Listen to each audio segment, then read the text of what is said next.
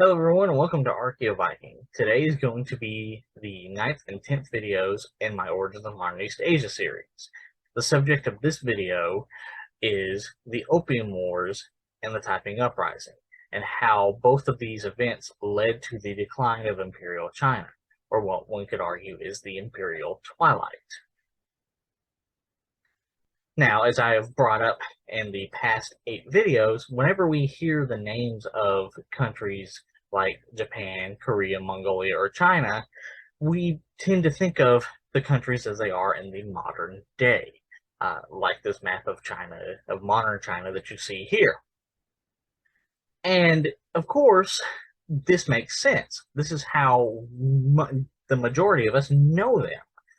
After all, these countries, all the countries I mentioned, Mongolia, Japan, the Koreas, and China, have been in these shapes, had their borders and size since at least the between the mid 1940s and mid 1950s, if not a little bit earlier, depending on the country. So, of course, this is all most of us in the modern world know. However, this is also not the full picture, because there were a variety of processes and events that led to these countries becoming what they are today. So, in order to better understand how these events shaped countries like China, and how countries like China came into being in the form that we know them, we have to go back a little bit further in time to get a better look at the bigger picture.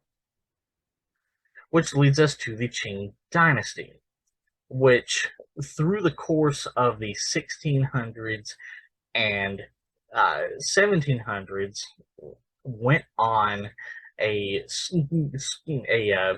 series of campaigns conquering much of the territory that makes up what is now modern day China. It was in these conquests that led to China growing from its original form in this dark yellow area to growing into the light yellow area as well.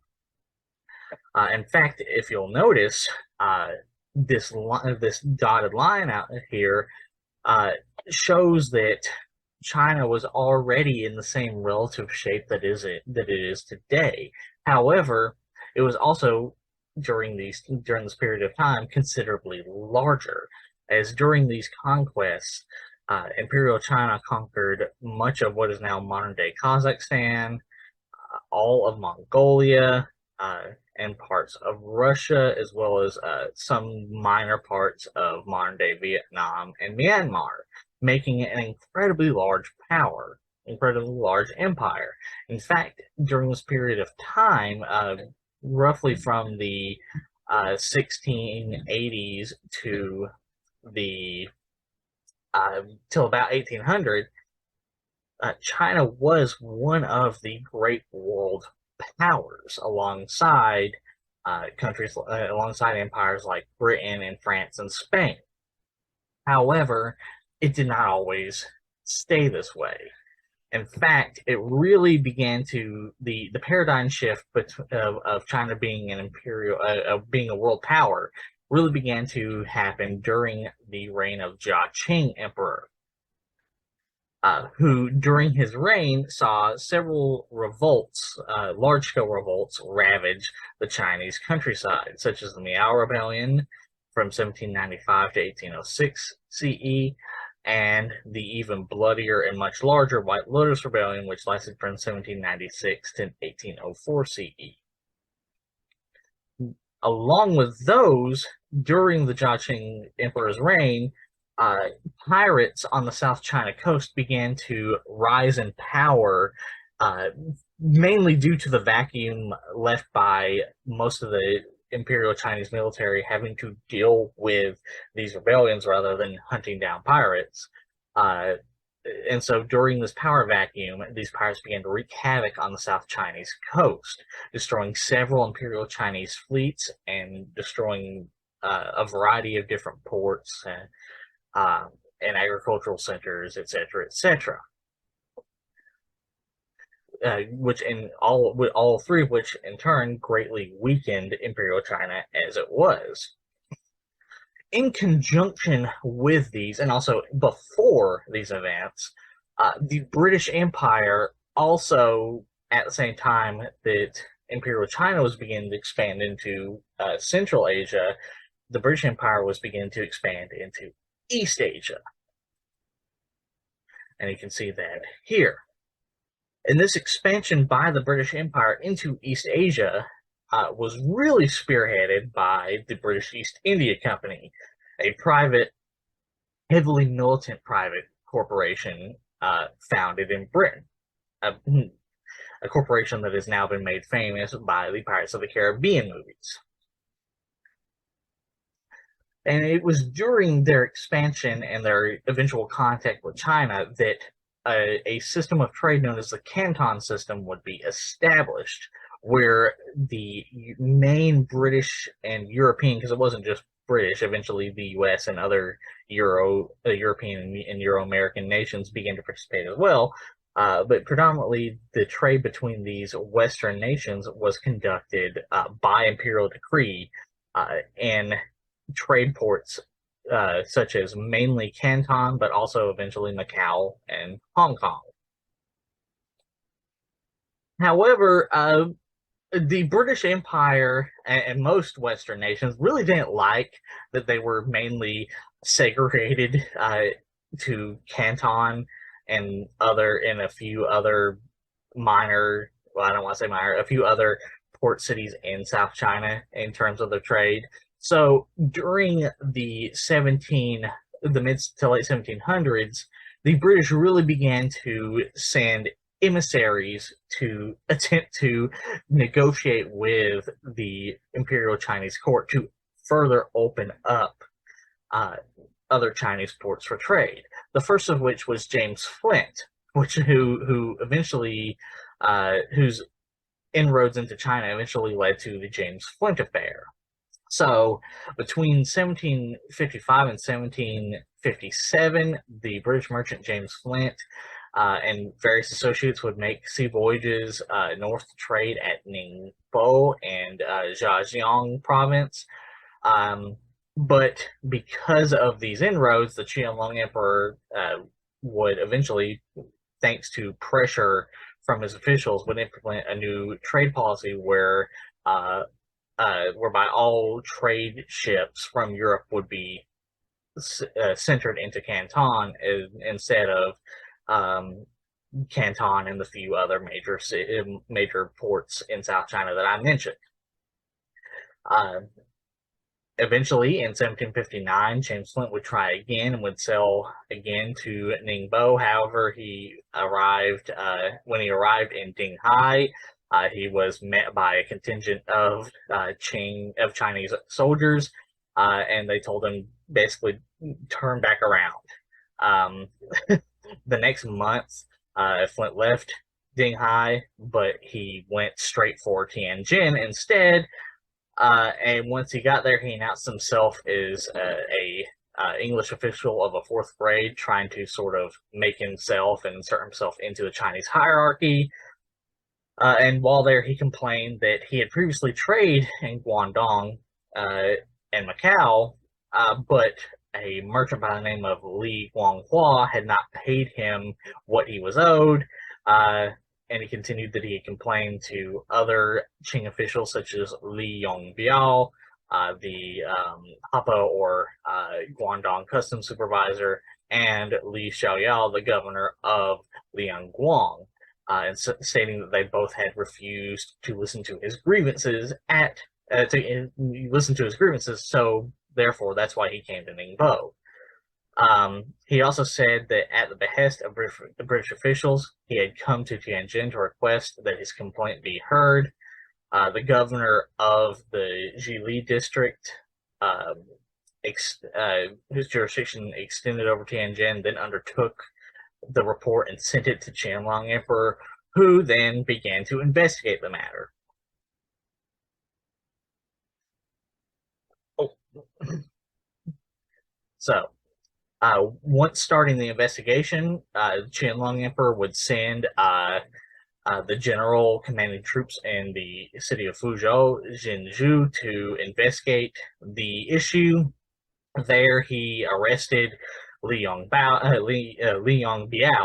and Li Shiyao, and then confronted him with Flint's complaints. Of course, all of this was generally just a just a ruse, or if it did happen, it was only a secondary concern because the real purpose of the visit to Ningbo was to break through the single port commerce system and trade there. Because he had clearly arrived in Dinghai with ships packed with silver. Flint did eventually go back to Canton, and while he was in Canton, the British merchant ship Chesterfield arrived in the waters of Zhejiang, but its offer with trade was met with blunt refusal, and the vessel's captain then claimed he needed to stay for a few days to repair the ship's sails, but after a short standoff, the merchantman withdrew. This, of course, led to Qianlong Emperor becoming viewing this event with huge suspicion. He became very suspicious, um, believing that the arrival was connected with Flint's complaint, which would serve as a distraction while his co-conspirator aboard the Chesterfield tried to open ports to Zhejiang trade. So, in other words, Qianlong Emperor thought, probably correctly, that this complaint was absolutely ridiculous and unfounded, and so he began to be like, okay, something seems very off here. And it should also be noted that the Chesterfield and his crew would never be seen again, whether that was because of Qianlong or because of a storm or what have you. Remains to be seen. After deciding that Li Yongbiao had been blackmailed by his relatives, Qianlong stripped him of his position and sent him into exile. Li's relatives, along with other implicated customs officials, suffered varying degrees of punishment, and the emperor further ruled that the authors of Flint's complaint were particularly heinous.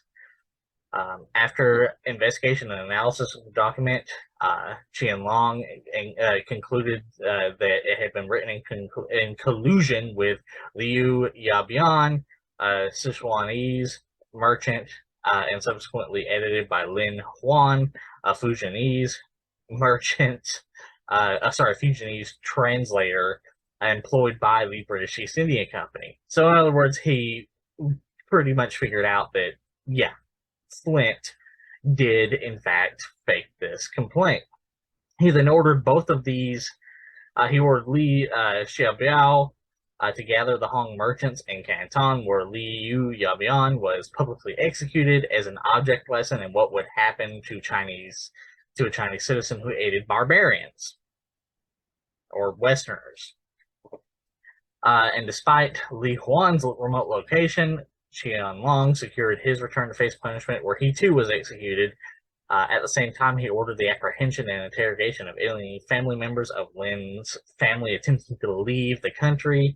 The effect of the order was such that residents along the coast no longer dared to use their familiar sea routes to Jakarta.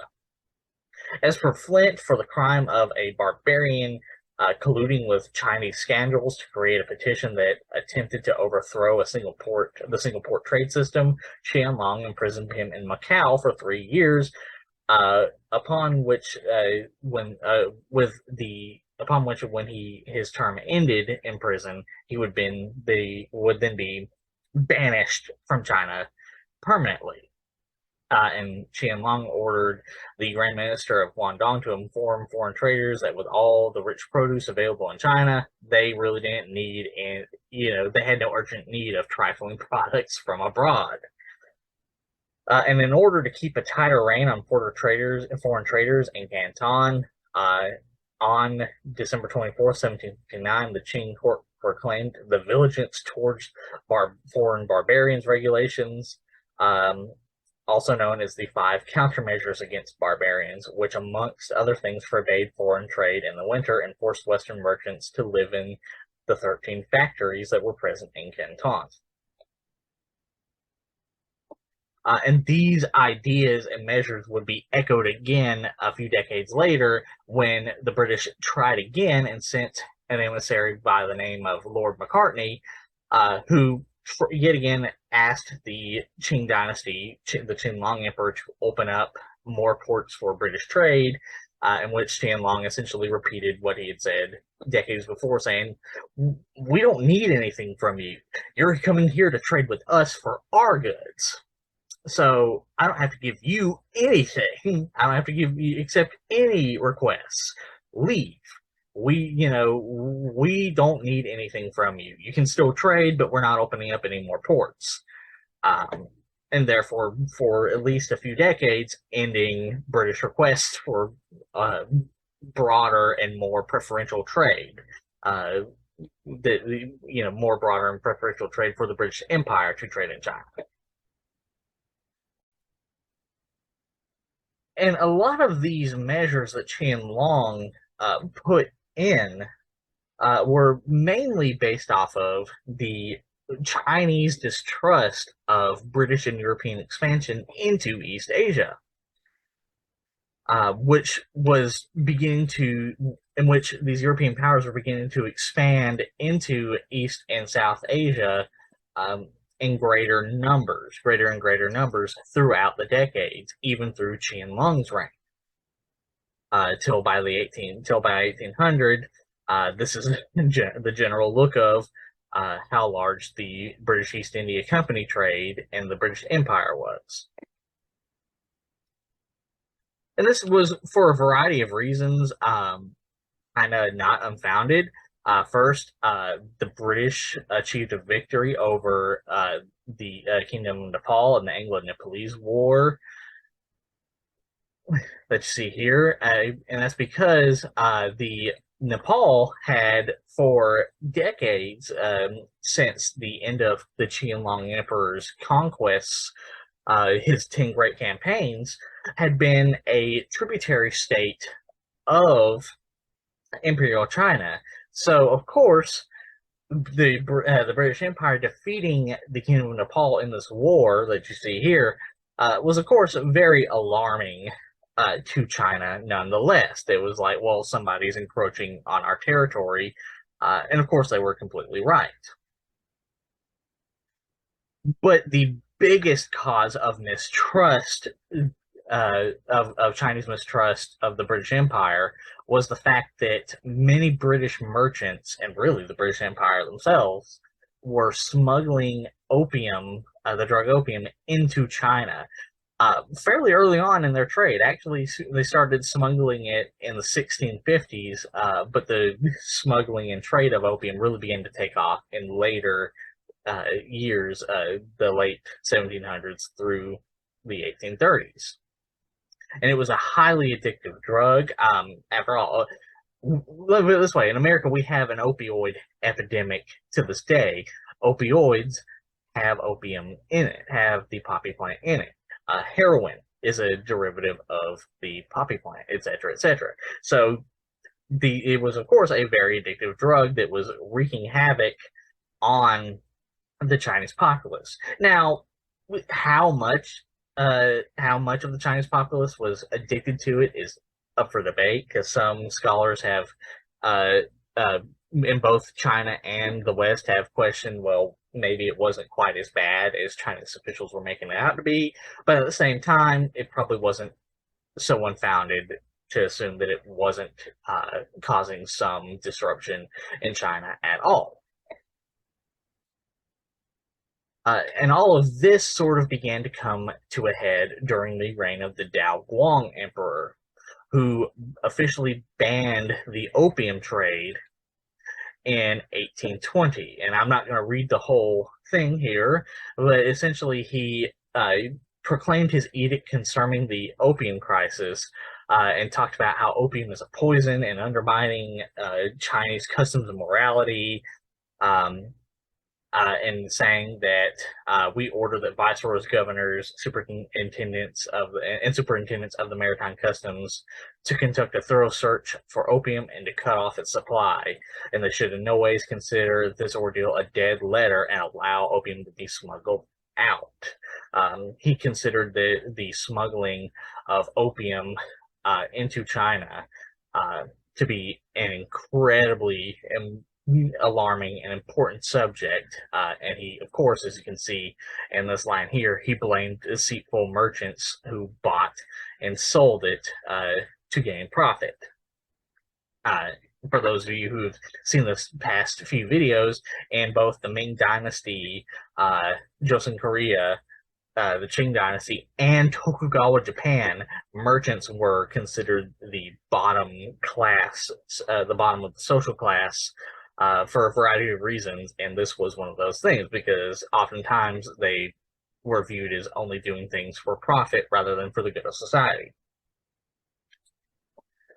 But of course, this this edict really didn't change much, because as you can see on this graph, opium imports still began to steadily climb from the 1820s well into the 1830s, that you see here, from going from roughly 347 pounds worth in 1822 to around 347 chests in 1822 to around 1,390 chests of opium in 1835, and 2,553 chests in 1839.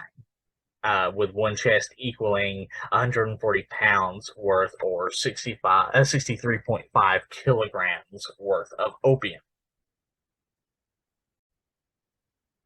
However, eventually, despite the increased imports of opium into China, the British East India Company would eventually lose much of its power, thanks to the Charter Act of 1833.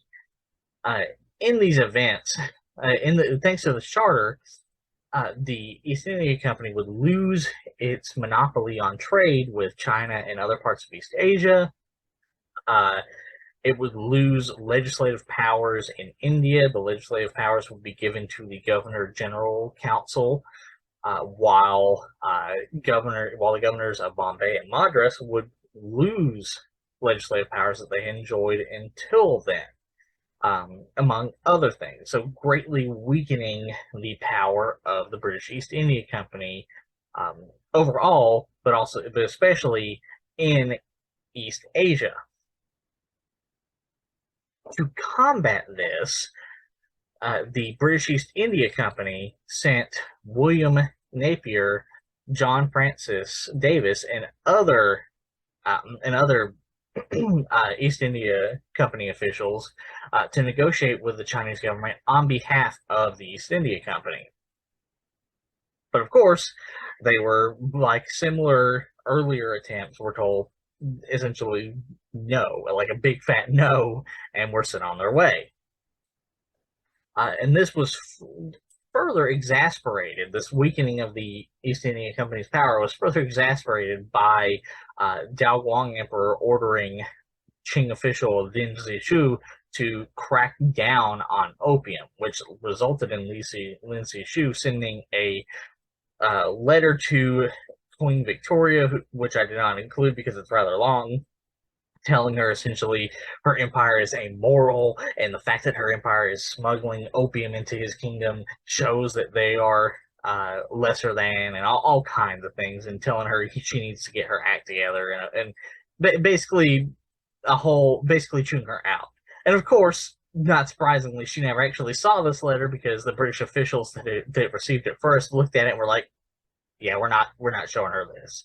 But after sending that letter, Li Zexu would then gather hundreds of pounds, if not thousands of pounds, hundreds of barrels, if not thousands of barrels, resulting into, tens of thousands of pounds of opium, and he would dunk them into the Canton Bay, destroying them. And you can see the reenactment of this here. Eventually, Lin Zexu's methods would lead to the outbreak of hostilities between the British and Chinese navies at the battles of Hulon and Chuanpi. These hostilities began when British merchants attempted to circumvent the prohibitions and restrictions on the opium trade by working with Chinese smugglers. Of course, Lin Zexu found out, and so he ordered the Imperial Chinese Navy to open fire on the British Navy, with the Battle of Qulan ending in essentially a stalemate, but the Battle of Chunpi ending in a British victory, because the British ships were more maneuverable, had better firepower, and their cannons were both more accurate and could fire farther, so leaving the Chinese ships at a massive disadvantage. And thus the damage was done, because due to the destruction of the opium and the firing on British ships by the Chinese Navy, British Parliament, after a heated debate, actually, would eventually declare war on China, with the Foreign Secretary Palmerston issuing a list of objectives that included things like recompense for the destroyed opium, the ending of the restriction of British trade to only Canton, and of course, in connection to that, asking for more cities like Shanghai and Ningbo and other in the province of Northern Formosa to be open to all foreign powers, and among other things, like to ensure contraband seized in accordance with Chinese law, that if contraband is seized in accordance with Chinese law, British subjects are not harmed. And so this declaration of war was put in place and started what would eventually become known as the First Opium War. And here are the opening moves. So in response to this declaration of war, Daokui Emperor would put Admiral Guan Tianpei in charge of China's navy, and would put General Yang Feng in charge of China's land forces, which were still in the same relative form they had been about 100 years earlier during the Qianlong Emperor's reign. With matchlock muskets being used primarily by Chinese Green Standard forces, and cavalry, primarily horse archer cavalry, being used by Mongolian and Manchu soldiers. Methods that had fallen out of favor in much of the West by really the early 1700s, but especially by the mid to late 1700s and early 1800s, meaning China was, of course, a little bit behind the times. Not only that, much of China's military installations and forts were heavily undermanned. You can see this in this graph here. With the predominant, with most of the posts, a staggering 44 forts along the coast only having around 2 to 5 soldiers per post, and then 34 of them having only 6 to 10, and then only 7 of them having over 30, meaning that most of the forts were heavily undermanned, probably in heavy disrepair, and probably heavily, I don't want to say unarmed, but heavily outgunned, definitely. Meanwhile, in Britain, Gordon Bremer was put in charge of the Royal Marines and the Navy, while Hugo was put in charge of the land forces. And the British offensive would begin in the winter of 1840 CE. Starting first with the first capture of Chusan, as well as the British victory at the Battle of the Barrier that you see here. And eventually, with those battles, there would be a short end of British military movements until the summer of 1841 to the summer of 1842, where again the British would win yet another victory at Chuanpi, which would lead to a brief truce at the Convention of Chuanpi, where Elliot would issue a circular announcing the conclusion of preliminary arrangements between the commander Qi Shan and himself, and following the conditions that you see here, such as the cession of the island and harbor of Hong Kong, an indemnity to the British government of $6 million, $1 million payable at once, and the remainder in equal annual installments, ending in 1846. And of course, the trade port of Canton to be opened within 10 days after the Chinese New Year, to be carried on at Whampoa till further arrangements are practicable at the new settlement. But of course, this would fall apart and would lead to the reignition of British and Chinese hostilities, and would lead to British victories at battles such as the Battle of the Bogue and the Battle of the First Bar, British victories at the Battle of Whampoa and the Battle of Canton, and then would eventually lead to the British Empire entering into central China from southern China in the summer of 1841 CE, where the British would again win the Battle of Amoy. However, British troops would be captured, British sailors would be captured, and would be executed by the Chinese Empire. British troops and British non-combatants as well, let me make that clear, would be executed at a Chinese fort in what is known as the Nerebuta incident, which you see here. And this is the fort in which all the British subjects, both soldiers and non-combatants, were executed. And then eventually there would also be the second capture of Chusan, as well as British victory at the Battle of Hanhui, and then more British victories at Ningpo, Chiji, or Setski, however you want to look at it. Apologies for possibly butchering that. British victory at Chapu,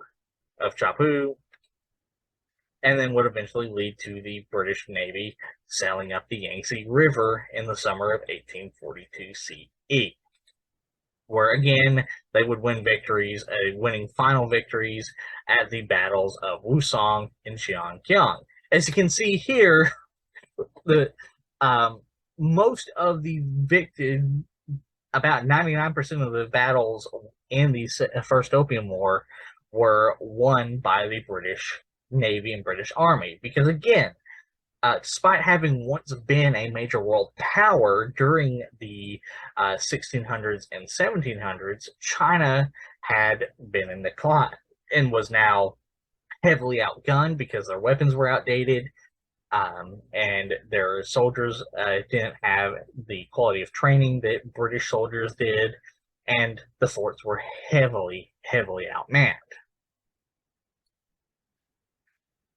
And with this, Britain would force China to sign the Treaty of Nanking, which would abolish the former monopoly of the 13 factories in Canton, and would open up 4 new treaty ports alongside Canton, which include Amoy, Fuzhou, Amoy, also known as Xiamen, Fuzhou, Ningbo, and Shanghai, where foreign merchants were to be allowed to trade with anyone they wished. Britain also gained the right to send consuls to the treaty ports, which were given the right to communicate directly with Chinese officials.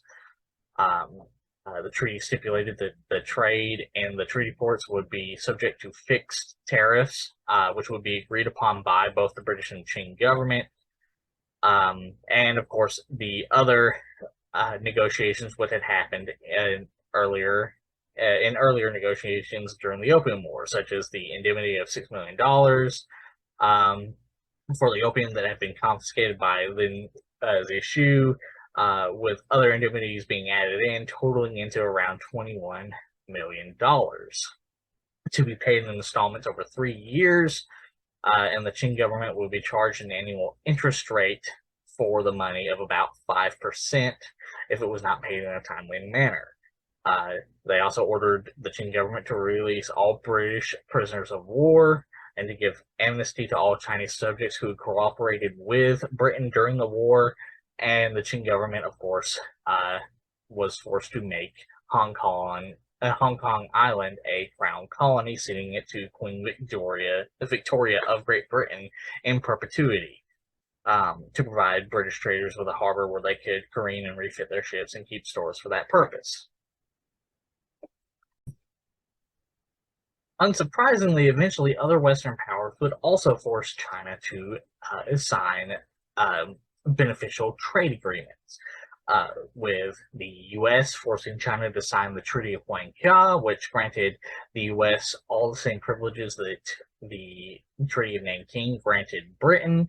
But also, as you can see in these bottom two lines, the U.S. was at least to some degree willing to work with Imperial China in terms of stopping or hindering the trade of opium into Imperial China. And this is mainly because while American traders did participate in the opium trade, and while their opium was less expensive, it was also inferior to the Turkish and British opium, and only constituted about 10% of their trade with Canton by 1810. So it really didn't hurt the U.S. economy and the bottom dollar of American entrepreneurs enough to really make them start a war over it. And this treaty was followed shortly itself by the Treaty of Whampoa by France, which again granted the same privileges to France that the Treaty of Nanking and the Treaty of Huanghe did to the U.S. and Britain. But it also led to the legalization of the practice of Christianity, which resulted after protracted negotiations between the Daokui Emperor, the Imperial Chinese emissary Qing, and French emissary La Green and his entrusted interpreter Joseph Marie Callery. So, with all of those in mind, with the look at the British overwhelming victory at the Opium War, as well as with the look at the British, American, and French treaties which forced Imperial China to grant privileges to Western nations in terms of trade, we now need to look at what the reasons were for British victory. Well, first of all, Britain had succeeded in the Industrial Revolution where China had failed. Britain had developed better better furnaces for smelting of higher quality iron and steel. They developed steam engine as well as mechanical machines such as lathes for cutting screws. They also, well, so let me preface this. Both China and Britain have an abundance of natural resources. However, Britain is much smaller, as you can see here, than China. So that means it's much easier and much quicker to transport these natural resources from the mines to industrial centers. As you can just sort of see that here. It'd be obviously much quicker to do that on a country this size as opposed to a country as massive as Imperial China. Also, in the same similar vein as that, while Britain certainly has different climates and different geographic regions, it does not have near as many or near as much the mileage of these same general different climes. I mean, you've got in Imperial China, you have deserts and oases, you have the Tibetan Plateau, you have the Loess Plateau, the China Plain, South China Hills and Mountains, etc., etc., all of which could be further divided into things that are like subarctic climate, tropical rainforest climate, humid subtropical, highlands, arid desert, etc., semi-arid steppe. In other words, a whole lot of different factors to consider in terms of transporting natural resources, factors that Britain generally did not have to worry about because, again, thinking about the size. Also, going back to the first part of the section on the First Opium War, another major factor was that China's military was heavily underfunded and decades behind in military technology. Again, most of the forts on the coast only had between 5 to 10 soldiers per post. So they were already at a massive disadvantage as it was in terms of manpower, let alone technology. Because if we look at technology, the Chinese were still using matchlocks, which had been the predominant technology from the 1500s to the mid 1700s, while the British had developed new muskets based off of flintlock technology, such as the Brown Bess, which was more accurate and had a quicker firing rate, and also was more powerful. Uh, uh, Continuing in this regard, as I mentioned a little bit earlier with the battles of Kulan and Chianpei, the British naval ships were larger, more maneuverable, and had more cannons per ship, and the cannons were more accurate, had higher firepower, and could fire at a longer range. Meanwhile, the Chinese ships were smaller, had less cannons, and were still using cannons that had been advanced, to be fair, in the 1600s and 1700s, but had now been since become outdated. Another key factor is these cannons on Chinese ships were also often lashed down with ropes, so it made them less maneuverable, i.e., you couldn't move them around to different spots. So, say if you were trying to turn right to fire cannons from the right side, but all your cannons were on the left side, that would be extra time you would have to take to to unlash the cannons and move them to the right side. Um, Therefore, making the firing rate even slower on Chinese ships. Okay, so with that in mind, we have looked at all of that. Now we're going to move on to part two to talk about uh, a much bigger and arguably much more influential event on Chinese history, the Taiping Uprising. So this time period would start off with the ascension of the Daokui Emperor's son, Jianfeng Emperor, to the Imperial Chinese throne. But his reign would be immediately beset by events, the after effects of events that happened both during his father's reign, the Daokui Emperor, and his grandfather's reign, the Qing Emperor. And these events would be the after effects of a variety of natural disasters that happened between time periods like 1808 to 1810, which included multiple floods, harsh freezes, famines, droughts, earthquakes, plagues, and typhoons, as well as, of course, the after effects of the Miao, White Lotus rebellions, as well as the after effects of the Opium War, and, of course, even more famines that broke out and plagues that broke out during the Jianfeng Emperor's reign itself. All of this would lead to to anti-Manchu sentiment. The Manchus, again, being as I talked about in the first video about the Qing Dynasty, being the ruling class of Qing Dynasty China. So anti-Manchu sentiment would grow because of these wars and natural disasters, especially in South China and especially in the Hakka communities.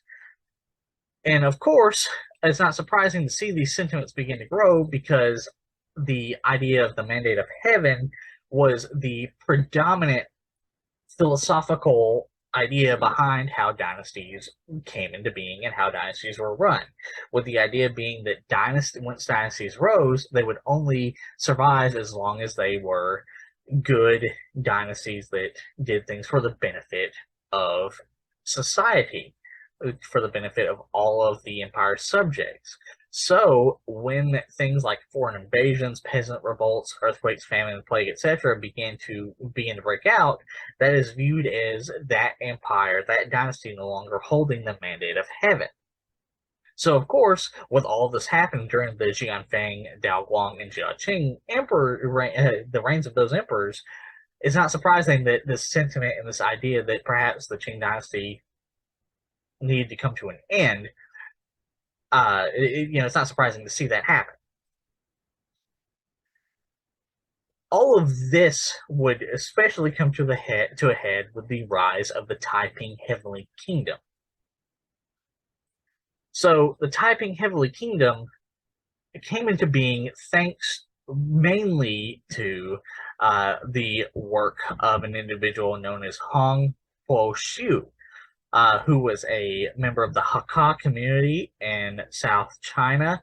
Um, and he was an individual who failed the imperial examination system 3 times, which is not uncommon. The imperial examination systems were incredibly difficult to pass, especially as you started going into higher and higher ranks. But failed them he did, and he began to become incredibly disheartened by this. And here's the imperial examination system we see here.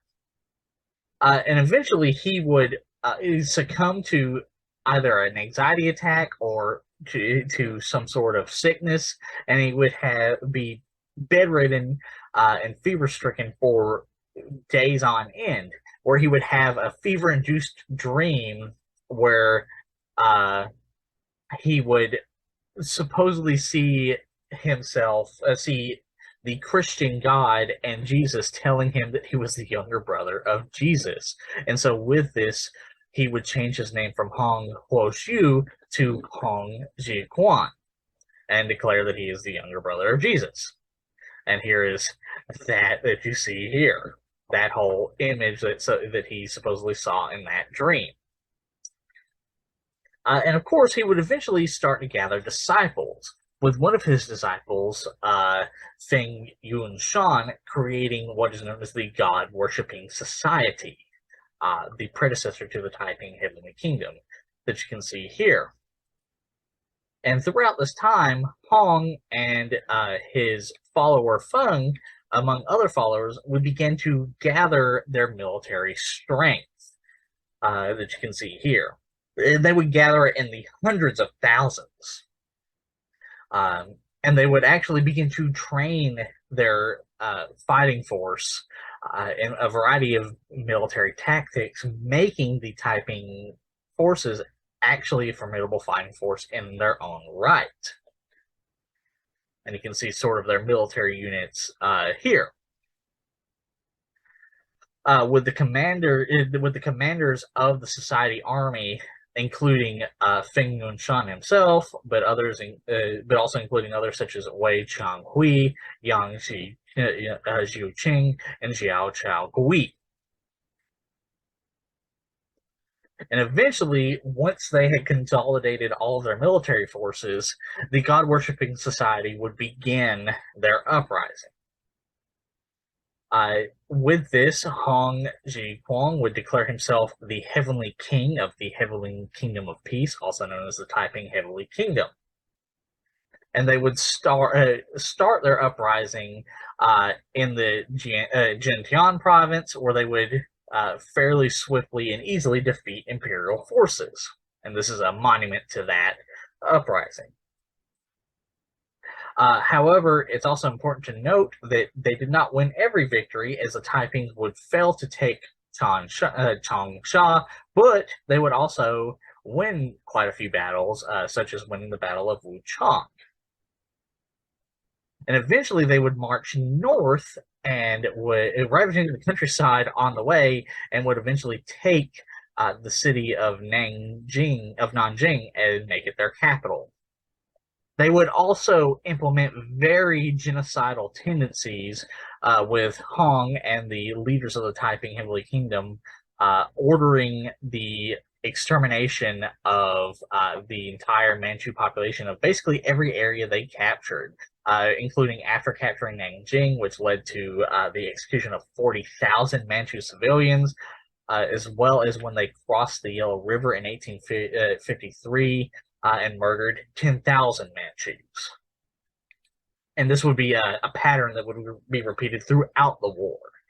And here's sort of just a map of really the war's course, uh, the entire war's course. But the important part is to look at Hong's march to Nanjing, and you can see the ravaging they did here to eventually get to Nanjing and make it their capital.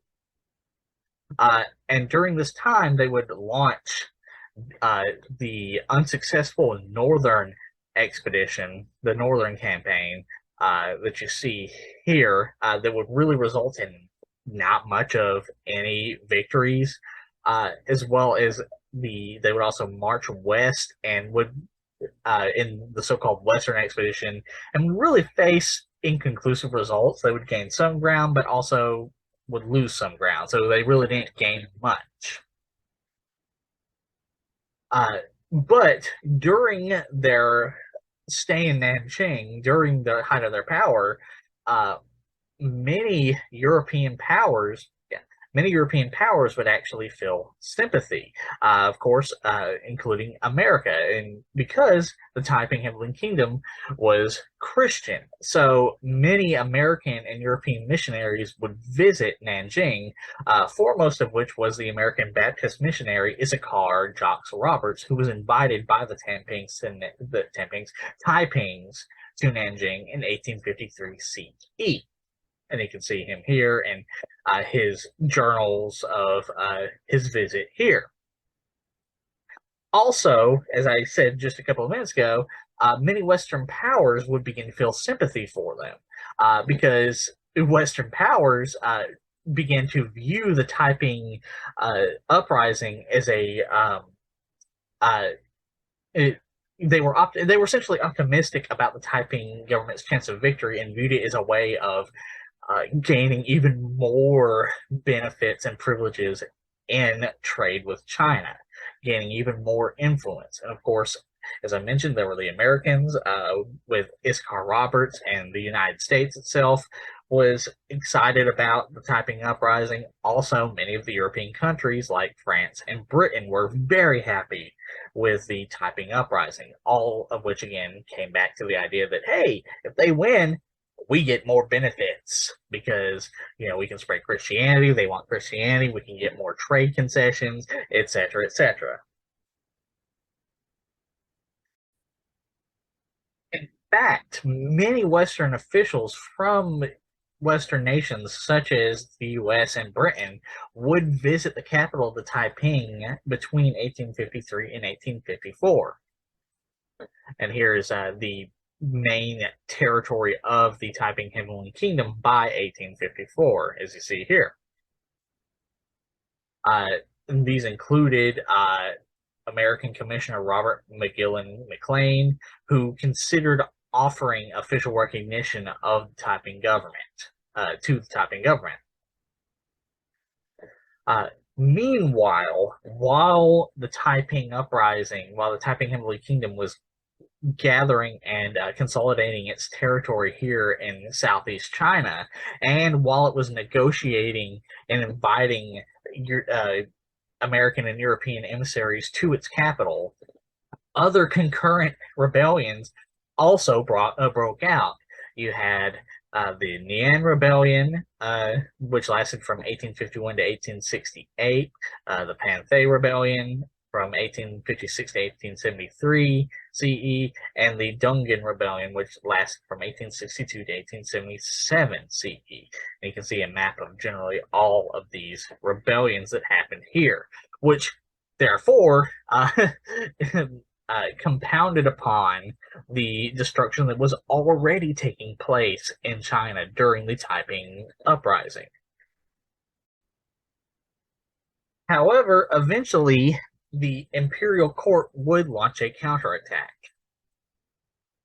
So the Jianfeng emperor would put Zheng Guofeng in charge of the Jiang army, also known as the Zhirong army, depending on the source you look at.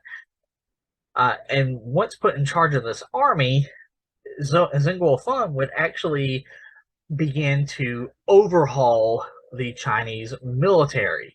He would first focus on the teachings of Confucius, heavily emphasizing the concepts of loyalty and duty.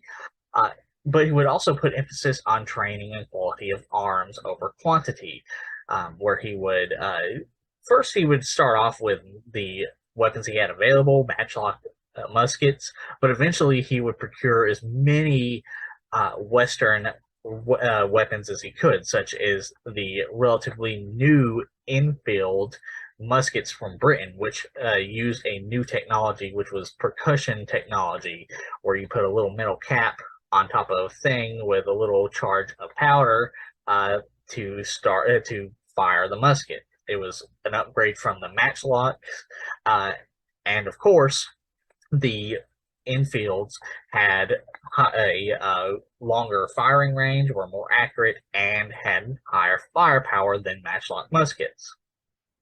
He would also heavily focus on and research the training methods of Ming General Qi Guang, who focused on, much like Zheng Luofeng, focused on quality over quantity.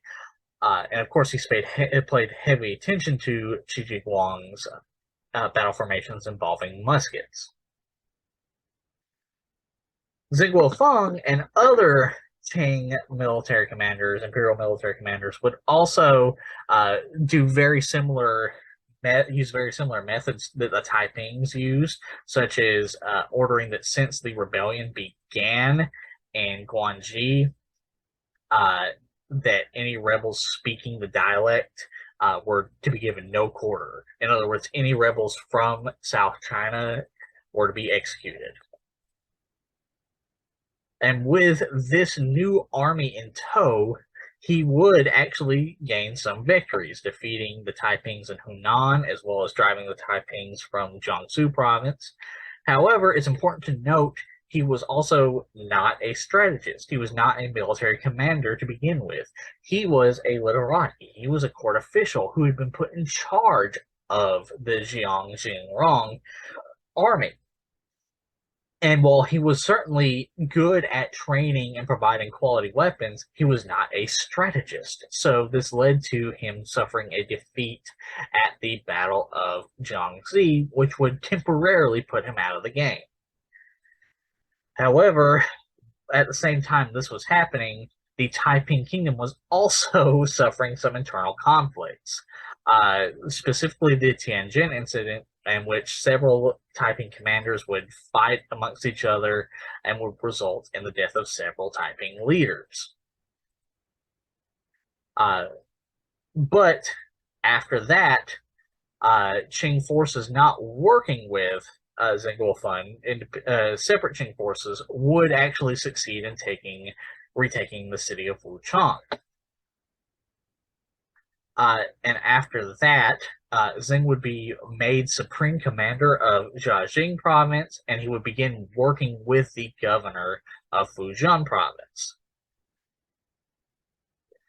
It was also during this time period that Li Ziosheng would rise to power as the Taiping's best general. And eventually, by 1860, Zheng Luofeng would be made imperial commissioner and viceroy of Lianjiang. And you can see that here. And it's a very large province in and of itself. And with that, learning from his earlier defeats, Zheng Luofeng would decide to take a sort of a back seat. He would be the overall administrator of the army, but he would leave the general day-to-day strategies and battle leadership to other individuals such as Li Hongzong and Zhuo Zongtong, who would become his top generals.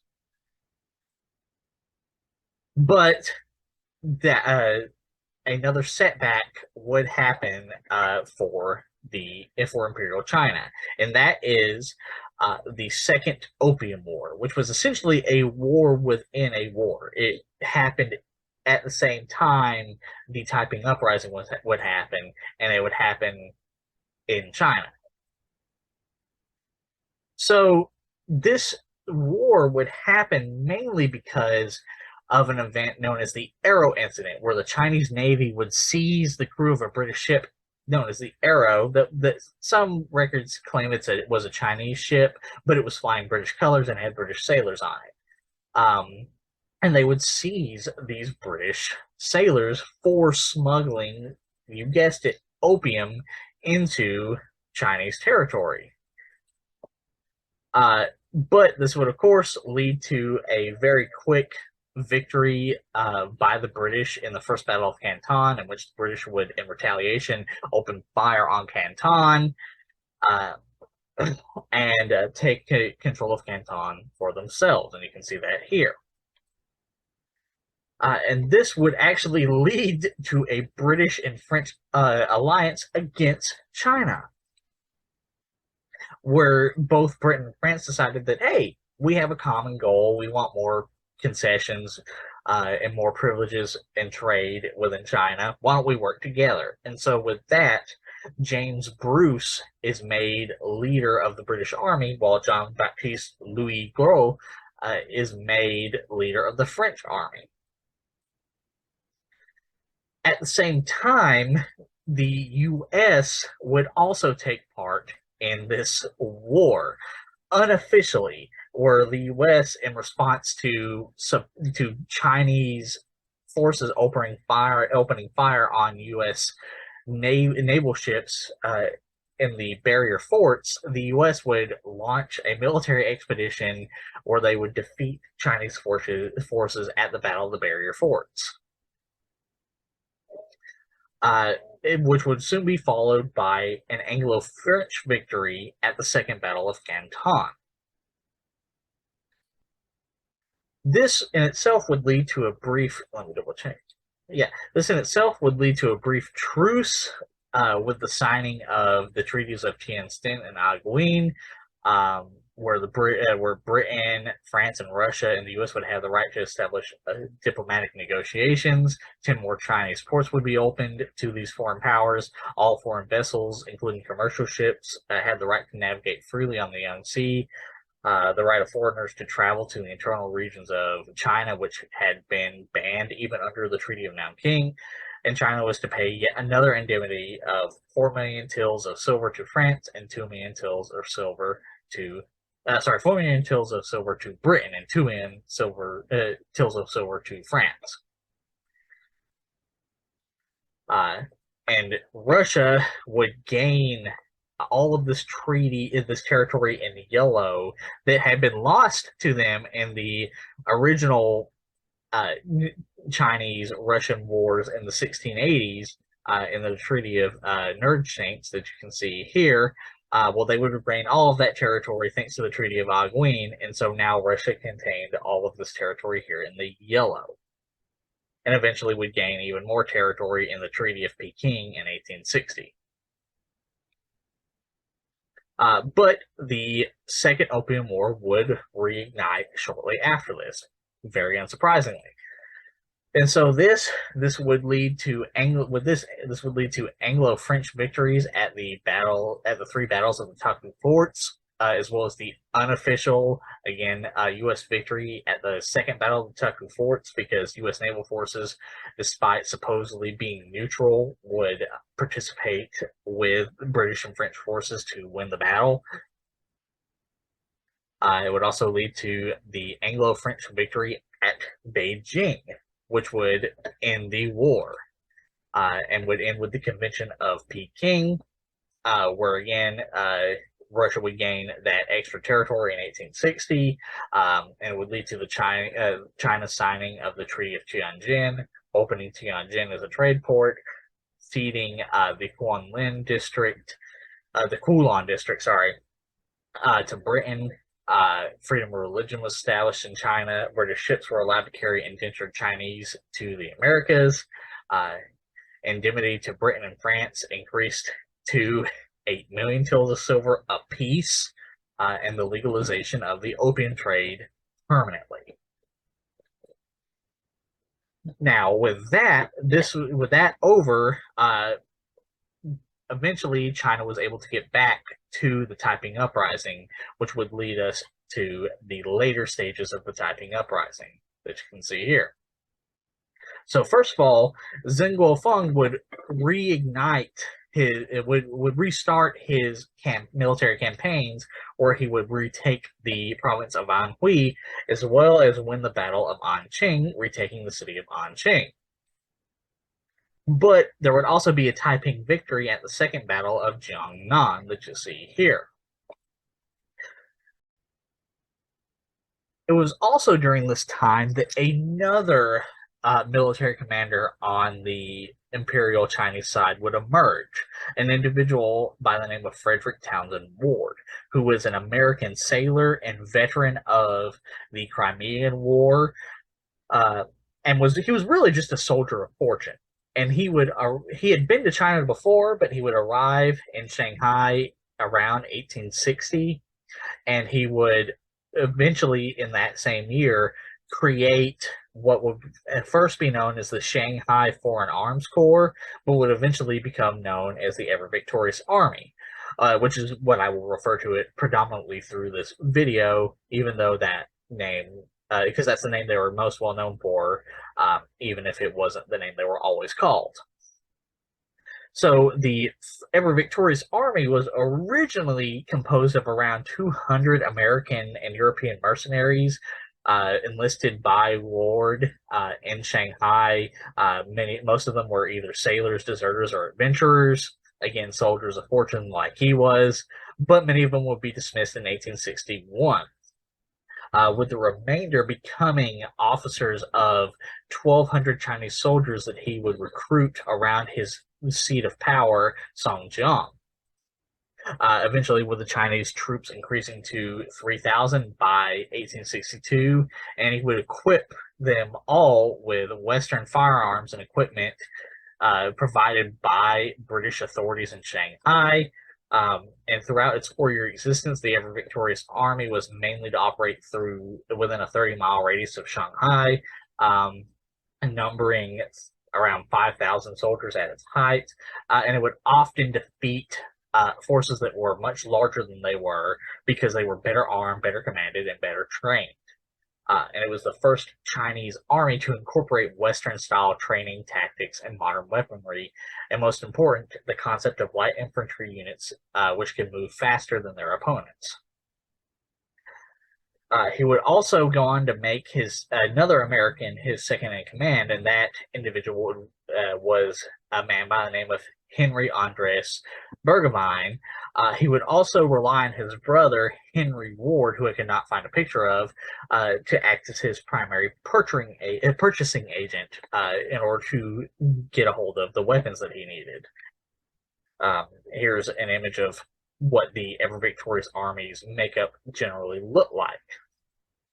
The weapons he provided the Ever Victorious Army included things like heavy Armstrong cannons from America and Britain, Sharps repeating rifles from America, Enfield rifle muskets from Britain, Colt revolvers from America, as well as the relatively new Dreise rifles from Germany, all of which were, of course, had a better firing rate than Taiping muskets, were more accurate and more powerful, and really could gain an advantage. I mean, for example, while these were in less number in the Ever Victorious Army than the Enfields or the Dreise, the Sharps repeating rifle and the Colt revolver allowed a single soldier to fire off a large number of shots in a few seconds to a few minutes, versus the matchlocks, which required 1 or 2 shots per a couple of minutes. He also started off originally with 1 steamboat, but eventually built it up to several steamboats.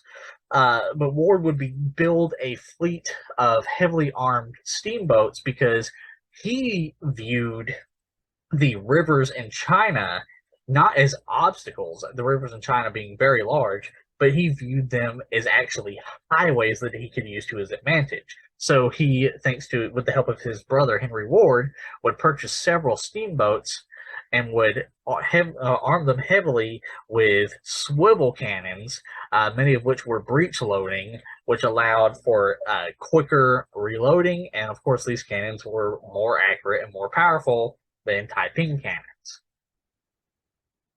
And with this force in hand, Ward would quickly retake Songjiang, which, as I said, would become his seat of power.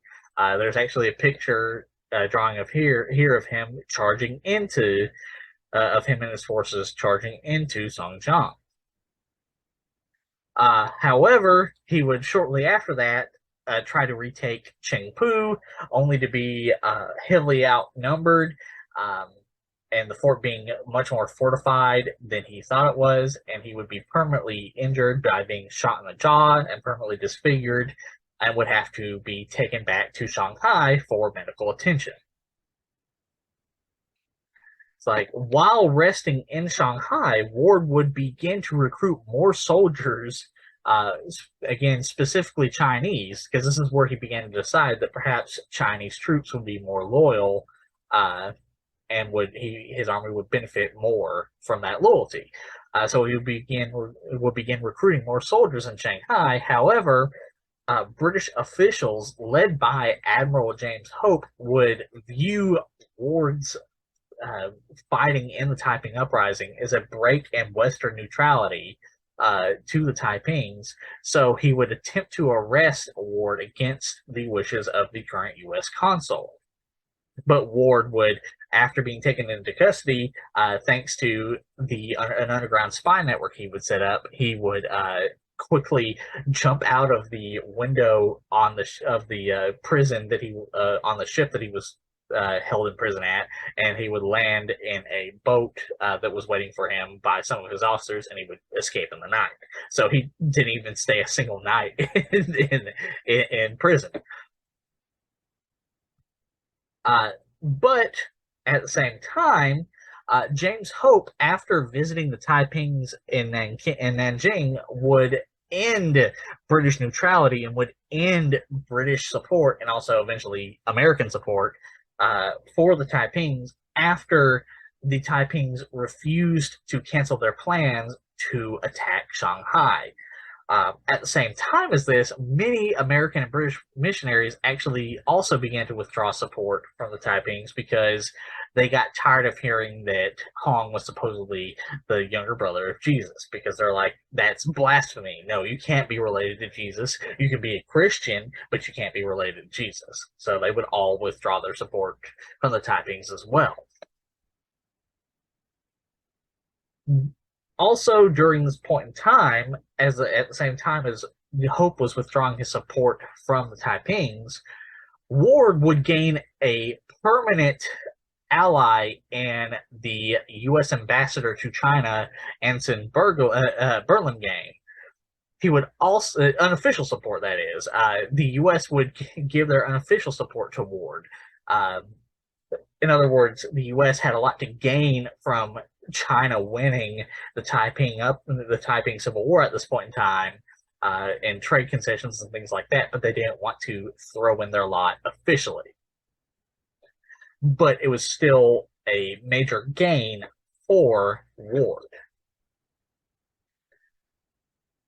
After this, after Hope's withdrawal of support for the Taipings and Ward's gaining of an ally in Burlingame, Ward would join forces with Admiral Hope, as well as with French Admiral Jacques-Marie Paul Tardif de Vaudreuil. And together they would prepare for the eventual Taiping assault on Shanghai, which would come shortly after. The Taipings would launch a final eastern expedition in 1861 CE, taking Ningbo and Huangzhou, and would begin to make preparations to lay siege to Shanghai. But over the course of the year-long siege, Ward, Hope, and de Vaudreuil would successfully repel Taiping forces in this battle, and you can see that here, using superior, up-to-date Western technology. With this, Ward would create a new banner for his army that would be called the Hua Banner, and with this Hua Banner, Ward and the ever victorious army would go on a campaign to secure areas around Shanghai, such as the Wusong district, as well as using their superior artillery to take the city of Guangfulin and secure basically every city and town and fortress around Songjiang. Again, using the canal system and river system to his advantage. And you can see the map of those canal system here, where Ward would use his fleet of steamships to sail up river to get into better positions. And again, here's another map showing the area around Songjiang.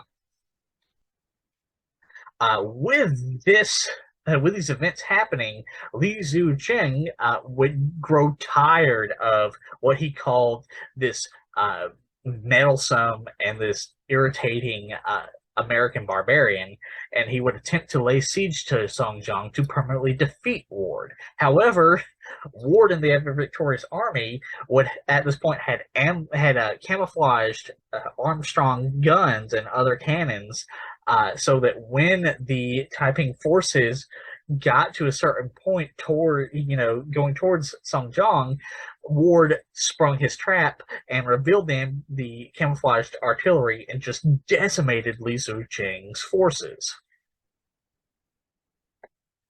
Thanks to all of these victories, thanks to his essentially single-handedly securing all of the areas around Shanghai, and bringing them back into the hold of Imperial China, Ward and his army would receive high honors. With his army at the point in time being called the Shanghai Foreign Arms Corps, would finally be given the title of the Ever Victorious Army. Again, while I called them the Ever Victorious Army throughout this video, as that's the most common name they're most famous for, that was not always their name. This is when they got it.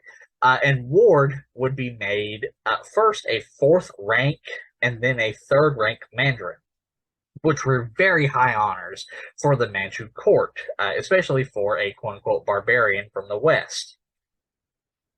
At the same time as he was receiving these honors, Ward would marry a Chinese woman by the name of Yang Changmei, and would officially become a Chinese citizen. Now, it would not be surprising for one to assume that this was a political marriage. However, all evidence points to, while yes, that certainly played a factor, it was most definitely probably a marriage of love, because throughout his tenure in China, Ward had refused to, even in his promotion, wear Chinese clothing. However, in his wedding, he wore Chinese clothing.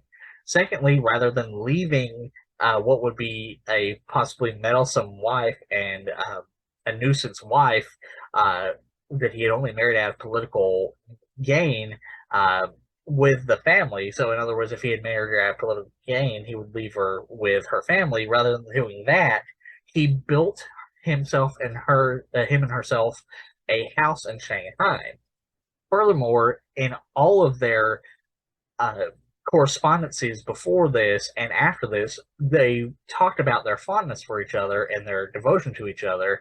And eventually, when Ward died, Yang Changmei would be one of the only people that he mentioned that he was worried about what would happen to them, with the other ones being his brother Henry and his sister, and then Yang Changmei. So it was very much a marriage of love as much as it was a political marriage. And as I said, eventually Ward would die. He would lead his final assault on the city of CG. In fact, it was a city that it was a city that he had troubles with in the past, and he would lead his final assault, and he would successfully take it. However, he would be shot in the gut, and yes, this is actually the bullet that supposedly killed Ward. It's in a museum. During the course of the battle. But he would actually also refuse to leave the battle until the battle was won, dying shortly after he succeeded in taking the city. With his death, the ever-victorious army would be taken over by two of the commanders that he had recruited. First by Henry Burgevine on the right here, who would then leave and give command of the ever-victorious army to a British mercenary and military commander by the name of Charles George Gordon. During this time, Zheng Guofeng would begin his ultimate siege and final siege of Nanjing in 1862. While Li Hongzong, one of Zheng Guofeng's commanders, and Charles Gordon would defeat Li Xusheng at Suzhou in 1863. Shortly after these victories, Hong Xiuquang would die of what is assumed to be food poisoning, but he had also abdicated the throne for his young son, Hong Tianhui Fu, the individual you see here on the left. And you can see he was very young. And eventually, these victories against the Taipings at the hands of Li Hongzong and Charles Gordon and Zheng Guofeng and Frederick Townsend Ward would culminate in Zheng Guofeng's final victory at the Third Battle of Nanjing in 1864. So, with that, the Taiping Uprising had come to an end. But we now need to look at the aftermath. So, with the crushing of the Taipings and the victory at Nanjing, most Taipings, including Hong Tianguangfu and Li Xucheng, would be executed. Reportedly, in the province of Guangdong alone, over 1 million were executed, with further waves of destruction being launched by the Qing dynasty against the Hakkas, the predominant ethnic group that had started the Taiping Uprising, which ended with a high casualty rate of around 30,000 Hakkas being killed each day. These policies of mass murder of civilians occurred elsewhere in China, including Hanhui and Nanjing. This resulted in a massive civilian flight and death toll, with some 600 towns being destroyed and other bloody policies resulting. And here's sort of a picture to sort of get that point across of Taipings being executed by Imperial Chinese forces. Also, as the Taiping Uprising was being put down, so too were the other rebellions, such as the Panthay Rebellion and the Dungan Rebellion, both of which would be put down around 10 years later, and the Neon Rebellion, which will be put down only a few years after the Taiping Uprising ended. All of these conflicts combined, the Taiping Uprising and the other concurrent rebellions, would lead to a total death toll of around 20 to 30 million people. That's about 20 to 30% of the population of China at the time, which numbered between 200 to 300 million people. So a massive death toll. And of course, not all of it was from combat. Some of it was from disease and famine, but a good chunk of it was from combat. One of the largest effects that the Taiping Uprising had was how it inspired Japanese emissaries, such as Takasugi Shinasaku and others, to overthrow the Tokugawa shogunate in order to prevent Japan from becoming just like China.